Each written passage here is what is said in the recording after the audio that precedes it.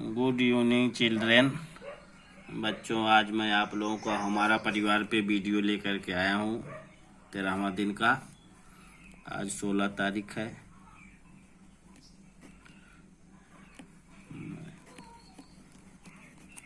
इसमें दिया है, यदि आप किसी कला प्रतियोगिता में हिस्सा लेना चाहते हैं तो इसके लिए आपको एक फॉर्म भरना जरूरी होता है, जिसमें आपकी कुछ सूचनाएं मांगी जाती हैं।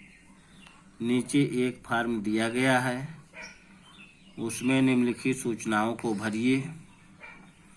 अब इसमें अपना नाम लिख देंगे, पिता का नाम, पता लिख देंगे, मोबाइल नंबर, स्कूल का नाम लिख देंगे। इसके बाद इसमें दिया है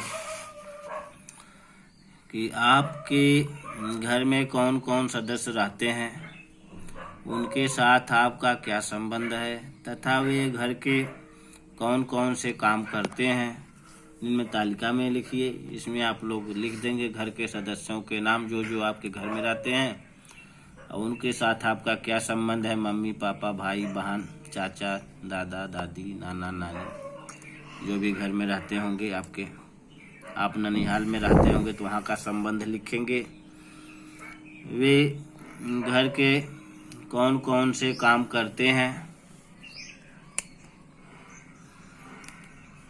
और काम कौन कौन से करते हैं, खेती करते हैं, खाना बनाते हैं, कि घर पे केवल देखभाल करते हैं, इसे बैठे रहते हैं, या घूमते हैं, या पढ़ाते हैं, या नौकरी करते हैं, किस विभाग में नौकरी करते हैं, कौन से, उसके बारे में लिखेंगे। आपके परिवार के लोग कौन कौन से काम साथ में करते हैं, अब साथ में क्या करते हैं, कौन कौन से काम, उसको यहाँ लिख देंगे। जैसे साथ में खेत में काम करने जाते हैं, कि साथ में पढ़ने बैठते हैं, कि साथ में सर्विस ड्यूटी पे जाते हैं, वह लिख देंगे अपना इसमें कार्य। और इसके बाद इसमें दिया है, जब आप किसी प्रतियोगिता में प्रथम स्थान प्राप्त करते हैं तब अपनी खुशी जाहिर करने के लिए सबसे पहले किसके पास जाते हैं। इसमें कुछ बच्चे मम्मी के पास, अधिकांश बच्चे जाते हैं, कुछ पापा के पास, या कुछ जो उनके नज़दीक रहते हैं उनके पास जाते हैं।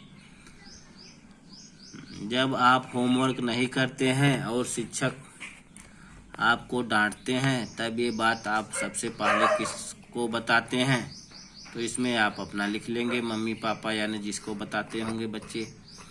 जब आप गिरते हैं और आपको चोट लगती है तब रोते रोते आप किसके पास जाते हैं, मैं भी वही लिखेंगे जिसके पास जाते होंगे।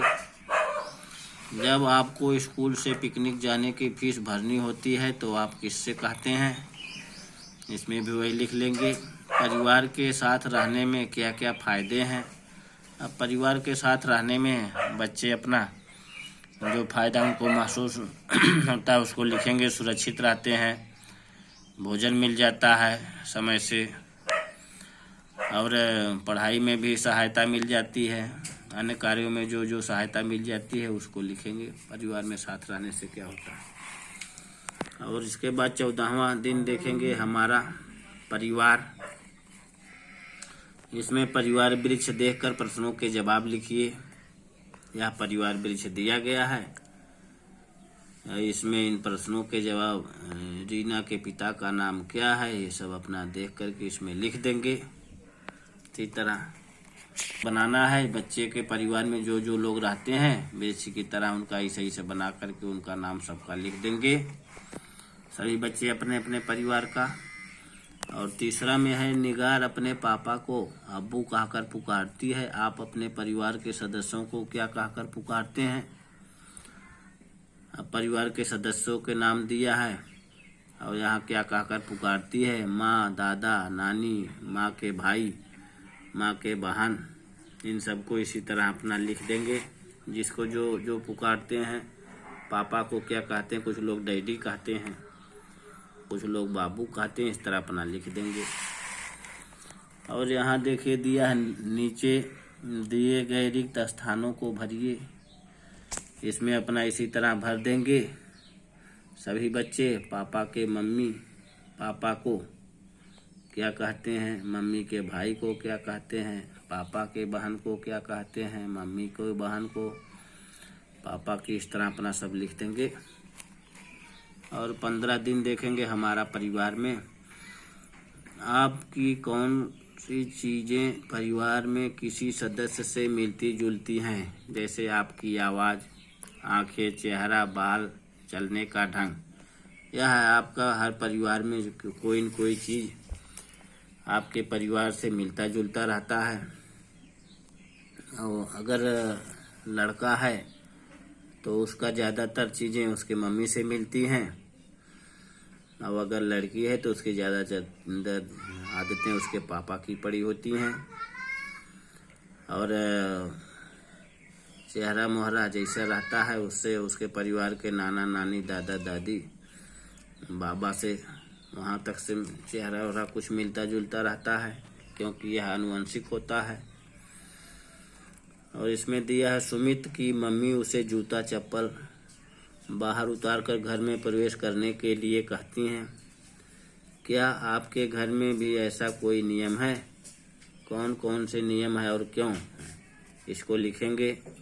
जूता चप्पल बाहर उतारना किस लिए लाभदायक है, क्यों उतारा जाता है और क्यों आप उतारते हैं कि नहीं, इसके क्या फ़ायदे हैं, क्या नुकसान है।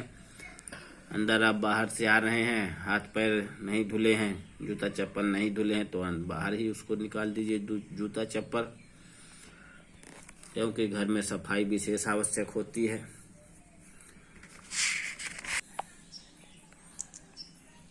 आप अपने परिवार से क्या क्या सीखते हैं?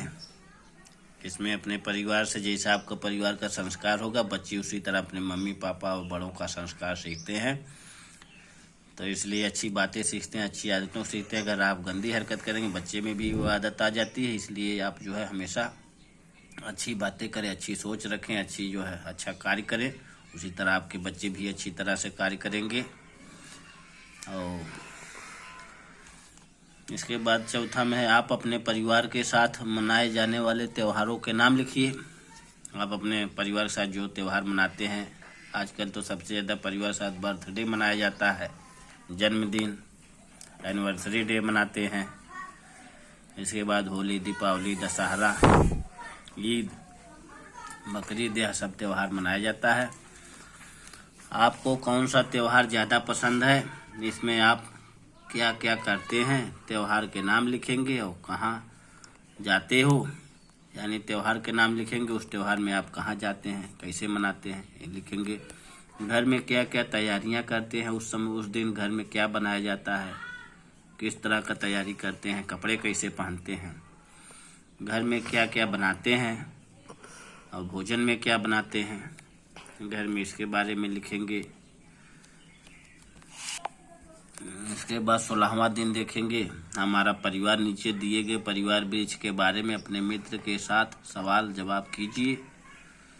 इसमें दिया है परिवार वृक्ष, तो इसमें आप सवाल जवाब जोया की माँ का नाम, उमर के पिता और जोया आमना के कौन हैं, इस तरह भर लेंगे। रजिया आमना की कौन है, इस तरह भर लेंगे। रजिया आमना की कौन है, आयशा उमर की कौन है, जोया के दादा का क्या नाम है। ऊपर दिखाया गया परिवार वृक्ष किसका है, इसमें परिवार वृक्ष जोया का है।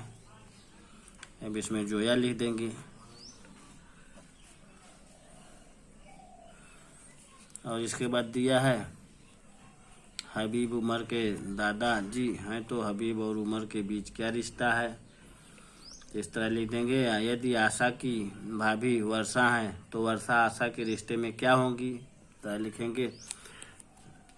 आपके नाना नानी को एक बेटा और एक बेटी है, तो आपके मामा की बहन आपकी कौन होगी, इस तरह लिख देंगे। और इसके बाद सलीम शाहिद के दादाजी हैं, तो सलीम और शाहिद के पापा के बीच क्या रिश्ता है, तो लिखेंगे। और सीमा प्राची की नानी है, तो सीमा और प्राची की मम्मी के बीच क्या रिश्ता होगा। अब इसमें दिया है ऋचा के चाचा की पत्नी। ऋचा की कौन होंगी, इसमें चाची लिख देंगे। इस तरह से अब हम फिर आगे अपना वीडियो लेकर के आएंगे। धन्यवाद बच्चों।